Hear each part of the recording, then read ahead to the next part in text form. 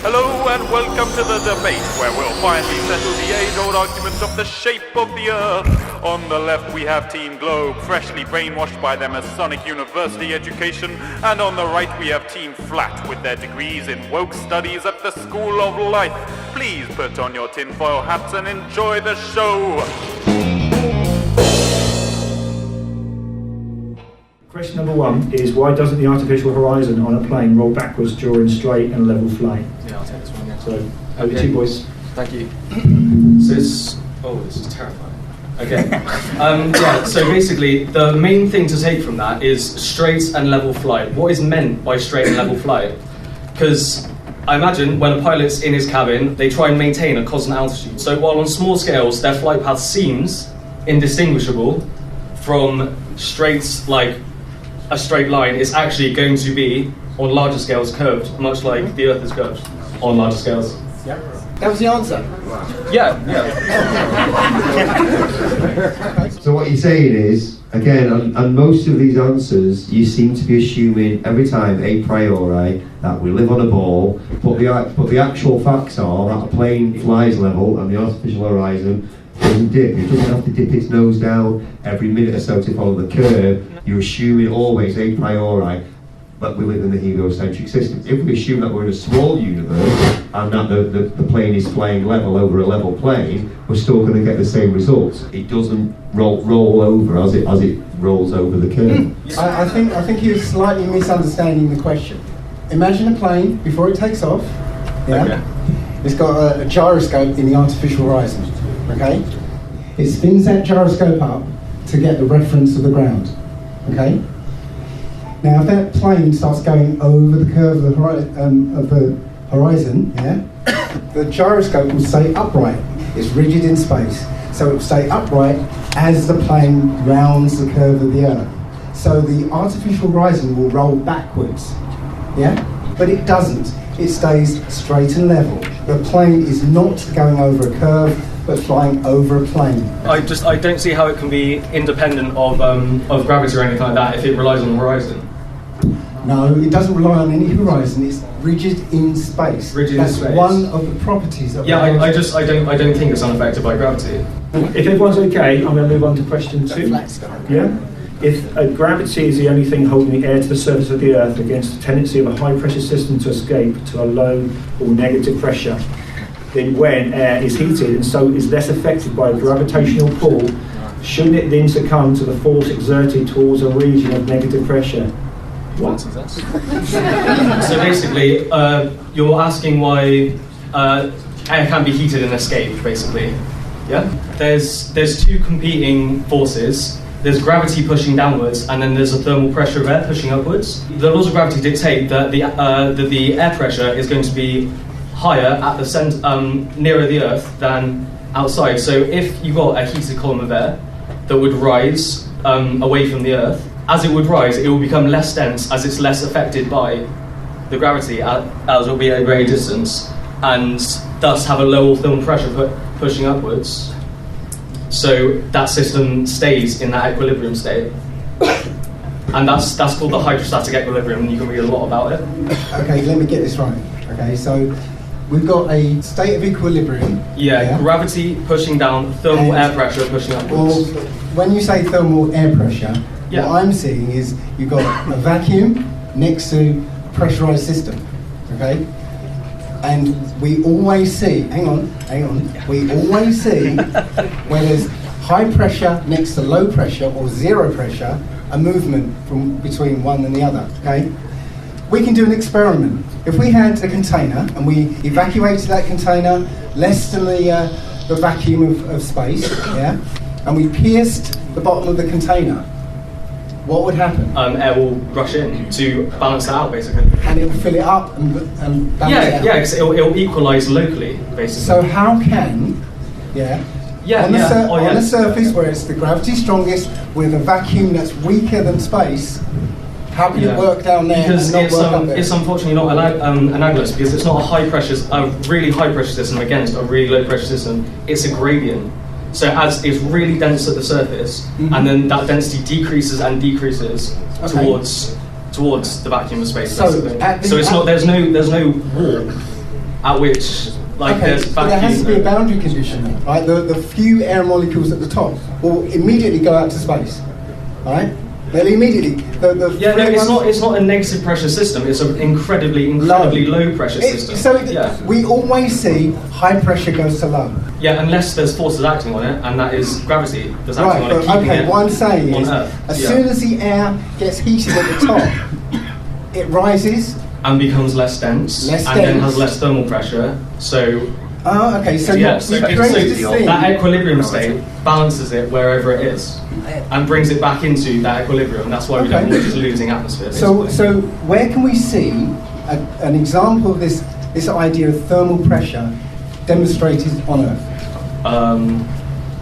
I can give an example right now. I just want to make one point on this.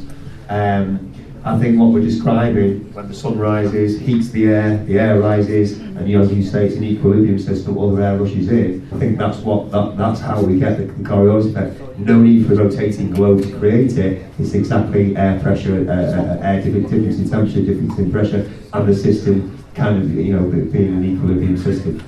It's a good idea. It's a nice idea. But it's something you have to prove empirically. If you can't demonstrate it, how can we see, no, it's real? Well, if you have air particles in a container and then you heat the air particles, the pressure is going to increase as the temperature increases. That is thermal pressure. It's the kinetic energy of the particles and their collisions against the wall of the container. As the temperature increases, they have more energy, more collisions, more pressure. So you'd agree we're in a container? Again, there's no set boundary. It's that gravity holds our atmosphere to our planet. But the scientific definition of air pressure is that measured within a container. So what should it be? Is it? No. Do you want to take it a second? If you imagine we take a random part of our ocean, we're underneath, take a random bit of water, and you make like a dotted circle, and there's a bit of ocean there. That part of ocean, assuming there's no waves and assuming there's no motion, is staying in that one place. Now, you'd think gravity would make it want to go further down, but it doesn't, it stays where it is. That's because there's an inherent pressure taking place there due to all the water surrounding it. So because of that, you can imagine if we're using arrows like in basic mechanics, you've got an arrow going down, and then you've got arrows in all other directions and an arrow going up. That's the up arrow is the pressure, and that's what's balancing it, keeping it there. All these ideas can be explained with pressure and gravity in this way, and it does not require a container to do it. I just want to make a question, but all these from the early 50s until our days, the space agency launches a lot of rocket space. That don't break the equilibrium? So as a rocket leaves the atmosphere, it doesn't leave a hole behind. When you take into account how big this rocket is compared to the size of the atmosphere, it's very tiny. It will essentially punch a hole through the atmosphere, but that hole will reform immediately afterwards. And somebody measured that or see that? Just a question. I mean, for me, I'm not a rocket scientist. So that's what our theory predicts, basically. Yes. Yeah, that's a prediction we can make with our theory. I imagine that something like that is factored into during launches as well. Breaking news. This is from phys.org, yeah, from our website. It says, Earth's atmosphere is leaking. Every day, around 90 tons of material escapes from our planet's upper atmosphere. Yeah, so it's supporting what I'm trying to say. If 90 tons of material leaks away every year, or every day, yeah. Don't breathe anymore. So, yes, save your breath, everyone. So, all of a sudden, when that atmosphere leaves, then you've got a new layer of atmosphere, the new lower level of atmosphere, and now 90 tons of that leaves that day, and then so on, until there's no atmosphere left. Yeah. This is the model that we have one set atmosphere, and once that air is gone, it's gone forever. We are constantly producing gases. I've produced quite a few today.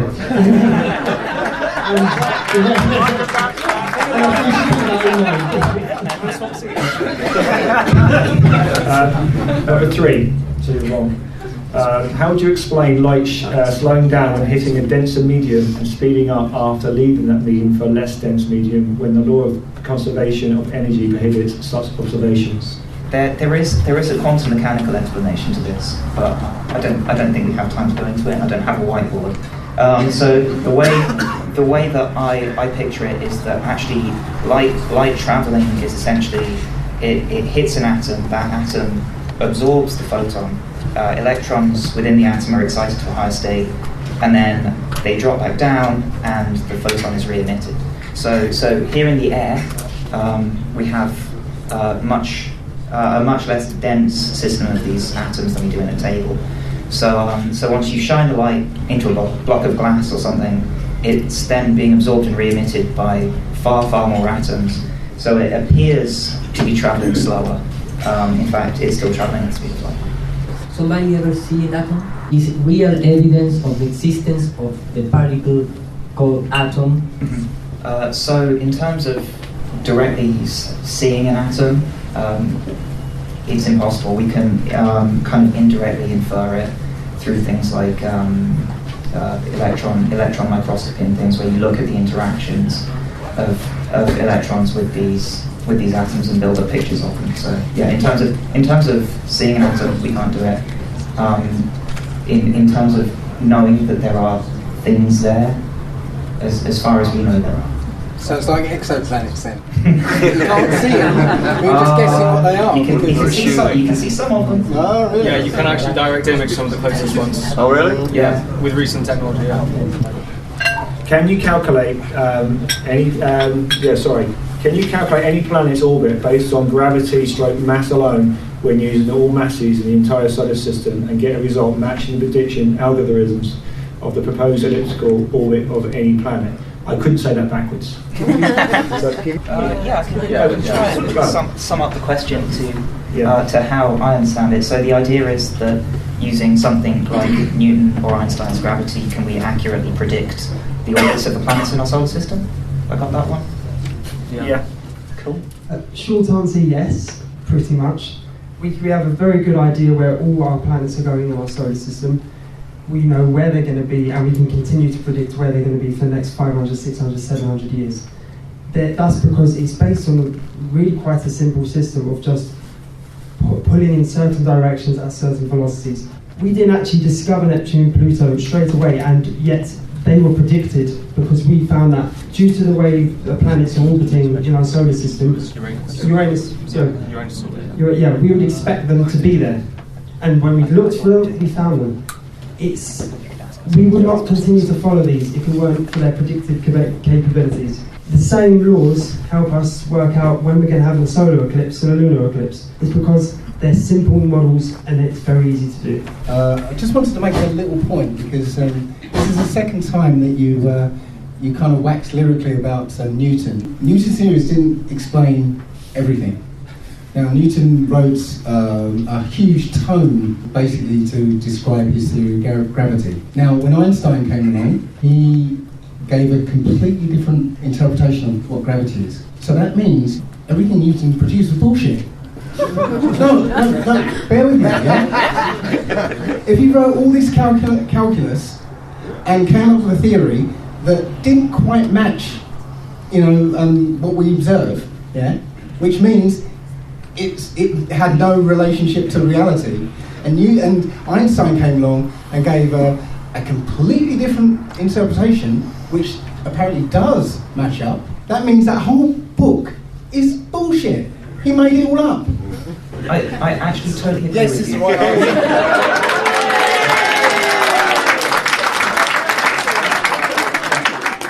Yeah, Newton was wrong. Demonstrably wrong, in fact. And yet it stood for 400 years. Yes, but you can still apply his calculations to kind of most, certainly everything on Earth. Quite a lot of bodies in the solar system. His calculations work, well enough. Sure. He was wrong. This is why I say that nothing is ever fact. That things are just theories until someone comes along and proves them better. I'm sure, maybe in another century, 2 centuries, or whatever, someone might come along and say. Prove the world's flat.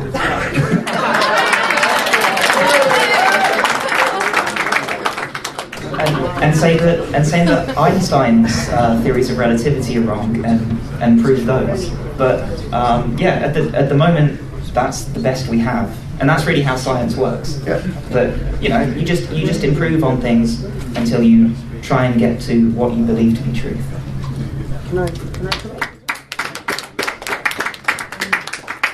I forget the man's name, but a quite important statistician said that all models are wrong, but some are useful. Thank you, yeah, George Box. All models are wrong, but some are useful. And that's the tenets of which how science works. We can never prove something to be right. We can only prove what's wrong. What we're saying is then, everything is just a theory. And it will stay a theory until something else comes along to replace it. So everything is just a theory, and that's the correct way of applying them. No, because once again, these are backed in evidence and they have utility. And that's all we can ever want of a model is utility. Newtonian had that for 400 years. And it works, and we were able didn't to, work, and we were able to construct bridges, we were able to do a lot of stuff on this planet using those ideas. And that's all we can have. Science, the big misconception is that science will never be able to give you the philosophical idea of truth. It's not what it's capable of doing. What science is capable of doing is giving you a model of which you are able to use and predict. That's all it will ever try to do, and it's doing it very well with the current model. There are people out there who 20 years ago, when LIGO was like first in the pipeline, they were like, it'll never be done. You'll never see gravitational waves, and here we are, having seen them. Just before, I just want to talk very, very quickly. Newton, just one sec now, just give me a sec. Just because I got the first 5 minutes, all I wanted to say to you guys was I agree with you, and especially about this misconception about a theory. The whole point is that you can make predictions. Yeah, Newton's theory, you know, it was okay. It made certain predictions. Einstein's made a bit better. Something will come along and make them even better. Can I ask you why Ptolemy, from the 2nd century BC, was able to make the same astronomical predictions which stood for 1400 years before gravity, before a moving Earth, before a vast solar system? He was making all predictions of eclipses and all the predictions of the planets. He was able to do that 2,000 years ago before any of these, what I call newfangled explanations. So Ptolemy was a believer in very much a geocentric universe, right? Yes. So, and also I believe that he thought every single orbit was a perfect circle. Yep. But the point is that his predictions were accurate. Yes, but it was a model that worked. Yeah, they became they're very complicated. So we can explain the orbit of Mars with one ellipse. I think he had to use almost 300 circles. We don't see a perfect orbit. Our elliptical orbit, we still see retrograde motions. Kind of that's the crux of my argument, that why would Ptolemy try to fit the orbits with perfect circles when they're demonstrably untrue? His explanations were wrong, but his actual predictions, the theory was correct. Yeah. I still don't think you've got the explanation right, that's all. Shut down. Right, here we go.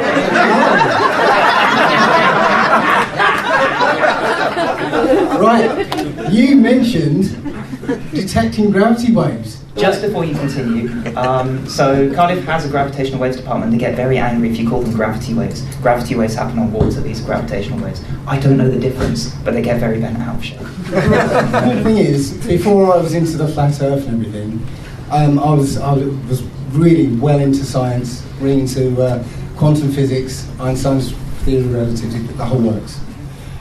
So when LIGO, was it LIGO? LIGO, sorry, yeah. When they first started doing their experiments, I wrote to ask a physicist, and I asked them a question, and they weren't able to answer. Well, they refused to answer. Okay. I've asked the same question over the years to various people. None of them have answered me. Okay. So this might get a little technical, just a little bit. Right. So the way LIGO works is that it's kind of like an L shape. Okay. With these 15-mile long legs. And what they do is they fire a laser, split the laser into 2 directions, okay, bounce them back off a mirror, recombine them, and you get an image on the screen, okay. Now, if at any time the distance between the 2 legs changes, So if a gravitational wave goes along one side, it will change the distance, change the size of that leg. Okay, then there should be an interference pattern on the screen. Yeah. You agree? Yep.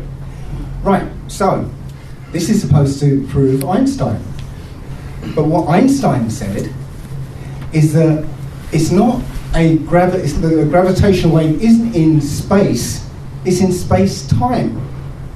So if space contracts, then time slows down so that the speed of light stays the same.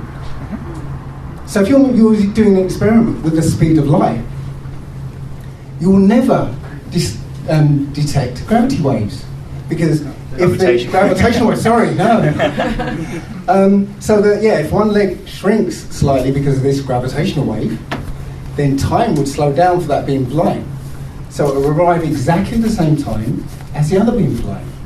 No interference pattern. So if they detected something, that means Einstein was wrong. So if they don't detect something, that also means Einstein was wrong. So what do you got to say about that? So leave it there. Yeah. That's the best answer today.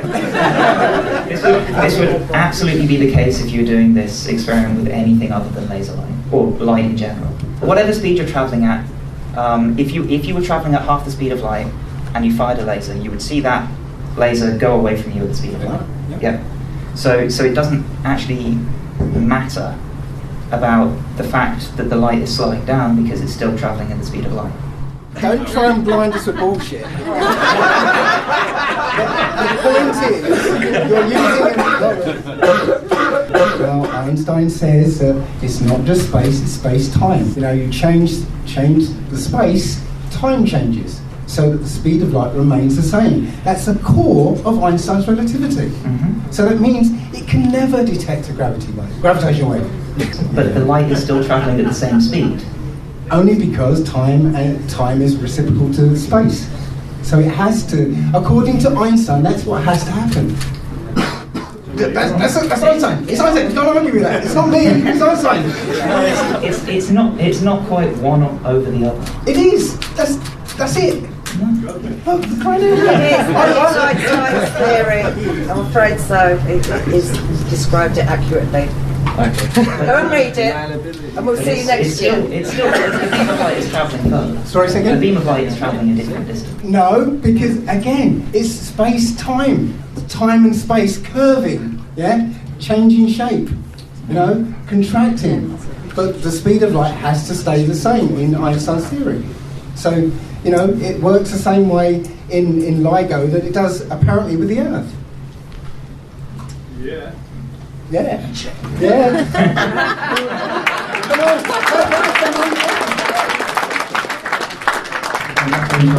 These guys got to go. Chris is actually on schedule. We're tired. So, can I just say, on behalf of us at Flirt Earth, thank you very much. A big thank you very much.